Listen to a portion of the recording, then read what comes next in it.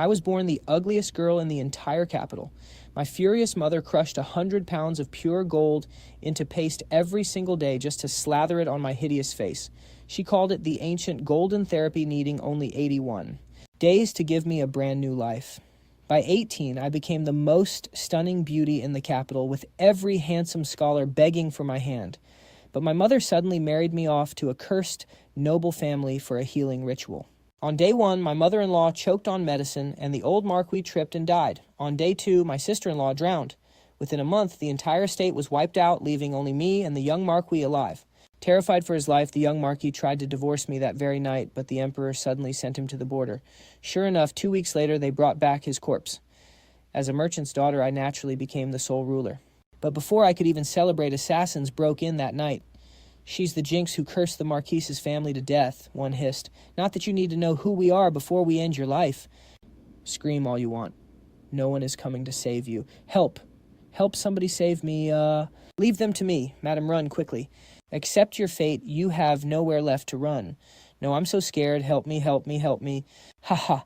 Begging a dead man's spirit tablet won't save you. Kneel and beg us, and we might make it quick. In that critical moment, I grabbed the young Marquis's custom gold spirit tablet and bashed the assassin with it. It weighed dozens of pounds, delivering a brutal critical hit. "What is this thing made of, solid stone?" The assassin groaned. "Husband, I knew you loved me. Even in death, you're still protecting me." But the assassin struggled back to his feet, still trying to kill me. "No, husband, save me. Help me, help me." If it's that heavy, drop it and run. That shout nearly gave me a heart attack. Suddenly, I tripped on my skirt, and the heavy gold tablet flew right out of my hands. "Oh no, my husband. Forget about your damn husband." The shrine is collapsing. But even now, can't you tell I'm totally obsessed with my husband? I can tell, but don't talk to a piece of wood. Well, you meanwhile, Uncle Win was fighting the assassins off, but his old bones were hitting their limit. Husband of heaven. Wants me dead, I'll die with you. Even if you don't care about yourself. Think of the baby in your belly. A baby. What do you mean, am I going to be a grandma? You're pregnant. Without an heir, the estate would go to the state. The Emperor only spared our wealth because of my pregnancy. Ugh, cough. Damn it, that gold tablet did some serious damage. I can't hold on much longer. Stop faking it. I only hit you in the face. Boss, hold on. The Marquis's estate is full of hidden masters. Next time you won't be so lucky. Retreat. Husband. Oh, my sweet husband. How are you feeling, madam? A bit dizzy. I'll fetch the imperial physician right away. Wait, how is Uncle Win? He threw his back out last night and can't get out of bed. Hearing this, I sighed in relief and sent her off. Soon Dr. Lee arrived, followed by a masked, veiled, elegant woman.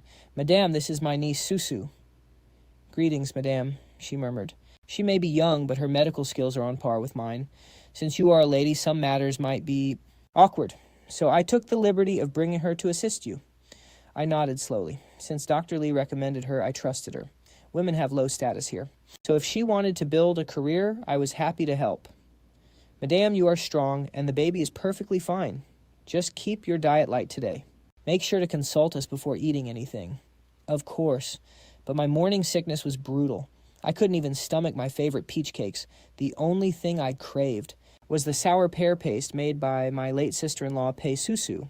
She was gorgeous and talented, but she always looked down on me for being a provincial merchant's daughter. I thought we had plenty of time to bond, but she drowned the very next day. "Is something wrong, madam?" "Your name sounds so familiar, it reminds me of Susu. I miss her so much." "Haha, that is quite something. She passed away the day after you married in, so why would you miss her? We were family after all. It's a shame she left before we could get close, if only she were still here." "But I never expected you to feel that way." Seeing her stand there frozen, I felt like I should show my appreciation since she came to serve me. I glanced at my wrist, where the heavy gold bracelet I had bought to bribe Susu was sitting. "Susu, I originally bought this for Susu, but never got the chance to give it to her. You two are of similar age and names. It must be fate. Please, take it. You actually prepared a gift for me." "Madam, I feel so ashamed. I deserve to die." The next morning, I woke up to find a plate of sour pear paste on the table. "You're awake, madam," Susu greeted.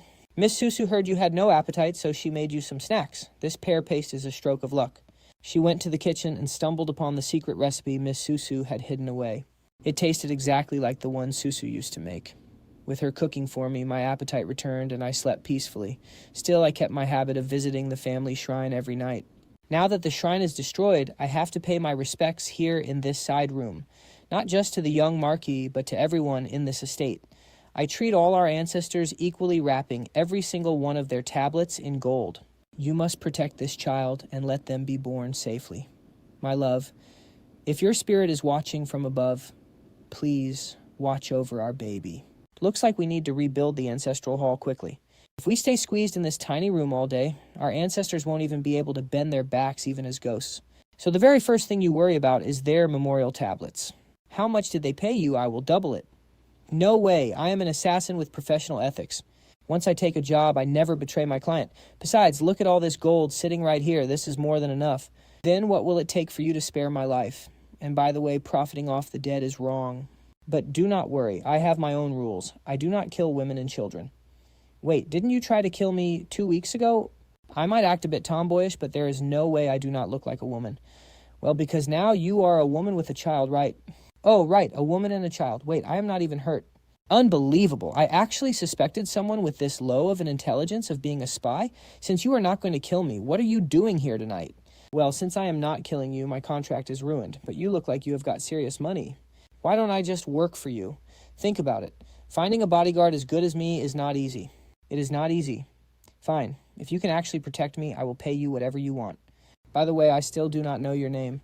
Just call me Li Chun, my lady, ever since then.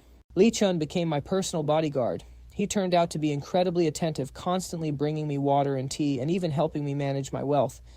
I suspect it is all because I rewarded him with a bag of gold leaves recently.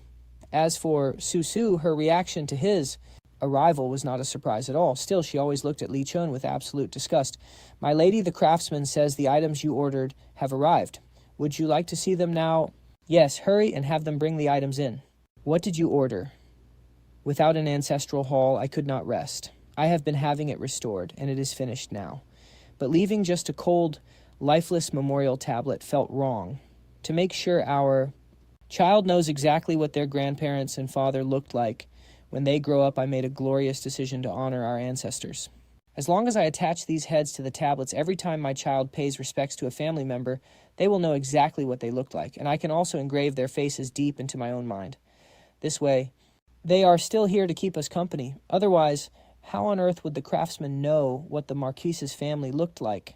Susu saw how heartbroken I was, so she suggested we go look for portraits in Chongming's study. Since my lady likes the idea, of course, I had to find a way to help.